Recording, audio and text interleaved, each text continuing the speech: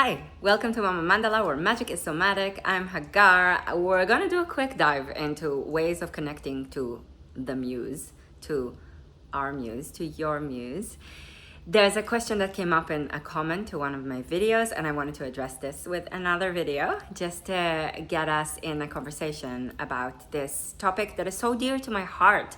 I have a whole Substack publication about the muse, ways to connect to it, inspirations through myth, through the lens of symbols, and through story, and through just moving with and through ideas as we navigate this difficult time in human history. So one of the first things I'm going to invite you to do to connect to your muse is I'm going to leave a link for you in the description of this video that will give you a free 25, I think it's 25 ideas of connecting to your muse, just a written piece that I created, and it's a free offering, and you are going to love it because it just throws at you a few ways. I think it's 25 ways of connecting to your muse. I created it a few years ago. I'm gonna resurrect it and place it right there in the description of this video for you. And then I'm going to explore with you for a moment and ask you this question, and you can leave a comment in the comment section of this video, or you can just let it become a contemplation. What are things in your life that wake you up? Things in the world that stir something in you. These can be things that are really meaningful for you, or it can be things that actually aggravate and agitate you, because a lot of times, and this is not necessarily something that is very commonly discussed, I don't think, at least I haven't really necessarily seen it in many places, but the muse sometimes lives in the discomfort and in the agitation.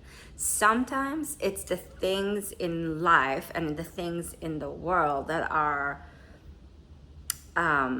I would even go as far as to say painful things. And if you think about love songs, you will meet me right there. A lot of love songs are songs about a broken heart. So sometimes the things that fill us with grief, the experiences of loss, the pain that we have, and I'm not saying that this is a good thing, and I'm not going to invite you to count a deep grieving process as a blessing. But grief and loss and difficulty open up the doorway of inspiration. So a time in history right now where we are seeing so much, where we're experiencing so much agitation, and we're seeing so many things that are really disturbing, can become a fertile ground for ideas, for art, for poetry. So the hopelessness that so many of us feel right now as we look at the world, as we experience the collapse of civilization as we've known it, with all of its problems, we're also experiencing a collective grief, and we don't know what's coming, and the unknown actually feels a little bit on the scary side, because the leaders in this world are holy shit, right? It's a disaster, and there's so much devastation. So this collective experience can become also, when we connect to one another, a collective ground that is resourceful, because a time that is so full of shit is a fertilizing time, right? Like, think about that metaphor, take that to heart. Shit is fertilizing, right? So the stuff that we're going through right now, I'm not in any way, shape, or form bypassing it and saying that it's good. However, in the difficulty, we can find sparks of inspiration.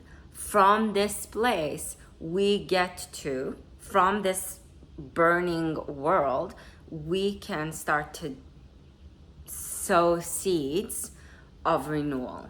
within this ground of difficulty, we can generate a new way of being. And that can come into expression through art, through poetry, through dance.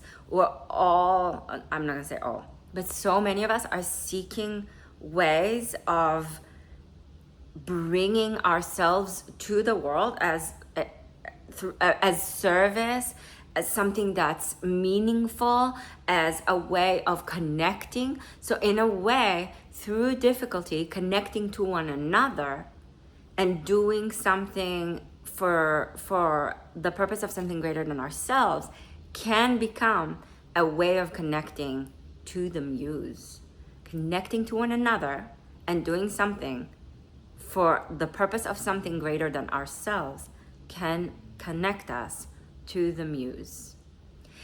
And a way to deeply root ourselves in the ground of inspiration is to show up for it, to have a committed kind of a practice, so that even if, and I brought that up in a previous video as well, but even if inspiration isn't coming when you show up to your craft, whatever it may be, even if you're not inspired and you sit down in front of a blank page and you wait for the words to flow through or for the images to come through you, a doodling, whatever it is, to give yourself a practice that is a committed time and place, or not even necessarily always in the same place, but a commitment of some sort to your art.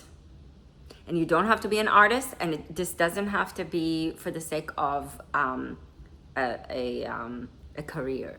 This is something I think is really important, especially for this time, is that so many of us in this culture, everything that we do seems to be coming in one way or another through the need to monetize, through the need to do it for something that is productive, because we've, again, not all, but so many of us in the modern world are under the boot of capitalism, and we are crushed by it, and we are systemically so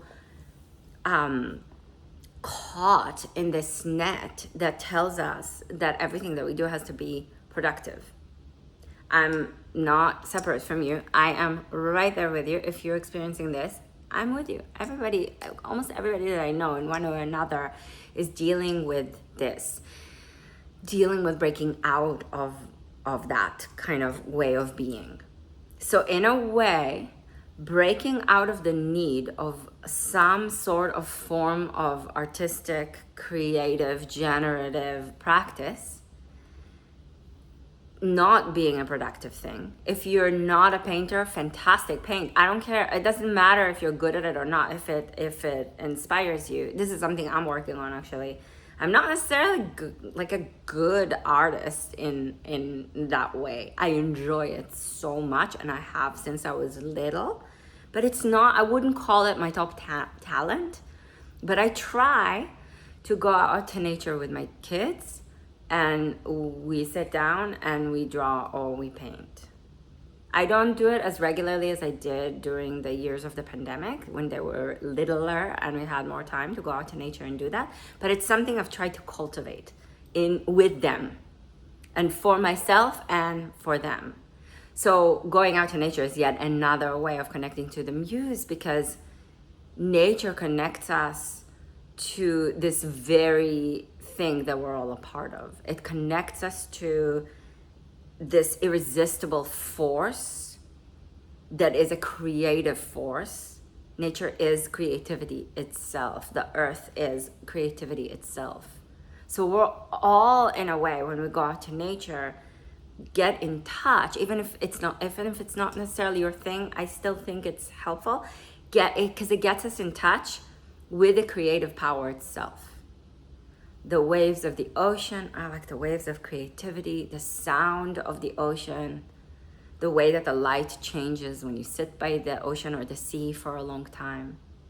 watching the light changes on a mountain that you're viewing, watching the wind moving through the trees, listening to the sound of birds.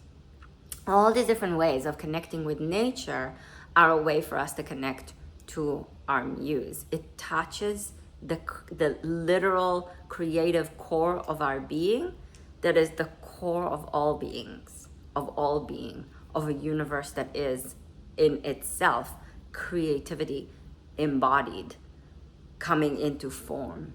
So when you connect to this grander energy of the universe, of nature, of the earth, you connect to this core of your own being that is the energy of creativity itself. So that's another way to connect to your muse. You can connect to your muse by reading different books by different authors. It can be classical, it can be newer. I just recently watched a show that actually created a little bit of an interesting and a very unexpected travel inside my mind in terms of what creativity can become. So watching a show can surprisingly become a pool that you can excavate inspiration from. It was Margot having money troubles, I think that's how it's called. It's on Apple TV. Very unexpectedly, even though I'm not going to give you a whole critique of the show. I'm not necessarily saying, oh, it's the best show I've ever seen, although I think there's a lot of wonderful things in it and a lot of problems. Whatever, it's not the point. The point is sometimes just watching something on the television can inspire something in you, can create a relationship with an unexpected view and access to a part of yourself that is not necessarily what you've expected. So going to the unexpected places can become a way to connect to our muse. There are so many other ways. Download that guide to sparking inspiration that I will leave a link for you in the description of this video. And I will bring you many more ideas as we move through. I'm putting a mental note to create a practice for you as an embodied, a somatic way of connecting to your muse. So I'm going to create that for you and in the near future. And subscribe to my Substack, because that's a great way to every week receive inspiration, muse-filled messages. Every Monday, Muse Medicine comes your way. All right, thank you so much for joining me. Put a like on this video if you like it, and subscribe to this channel if you're not yet, and I will see you soon. All right, thank you so much.